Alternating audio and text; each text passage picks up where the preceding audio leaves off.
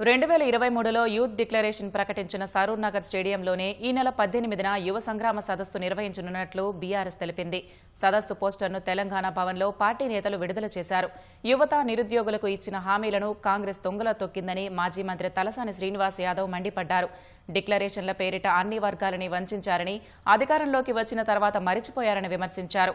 కాంగ్రెస్ మోసాన్ని ఎండగట్టేందుకు సదస్సు నిర్వహిస్తున్నట్లు తలసాని శ్రీనివాస్ యాదవ్ తెలిపారు.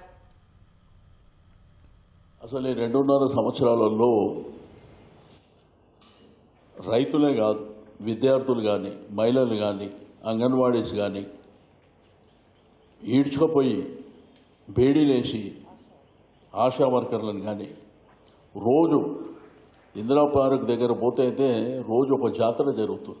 ఎవరైతే అన్ఎంప్లాయీస్ ఉన్నారో వాళ్ళందరూ కూడా ఆశలు పెట్టుకోరు ఈ ప్రభుత్వం వచ్చిన తర్వాత ఏదైనా చేస్తారని చెప్పి.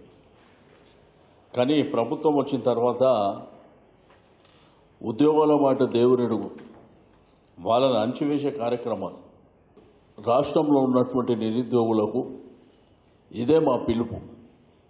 సరూర్ నగర్లో 18వ తేదీన చెలో సరూర్ నగర్ అనేటువంటి నిరుద్యోగ యువకులకు మరి యువ సంగ్రామం అనేటువంటి ఒక నామకరణంతోనే ఒక పిలుపుని ఆ రోజు కార్యక్రమాన్ని మరి కేటీఆర్ గారు అందరం కూడా మా విద్యార్థి యువజన విభాగం కానీ అందరూ పెద్ద ఎత్తున భాగస్వామ్యమై రాష్ట్రంలో ఉన్నటువంటి నిరుద్యోగులకు కూడా నేను రిక్వెస్ట్ చేస్తున్నా, మీరు అందరూ భాగస్వామ్యం కండి.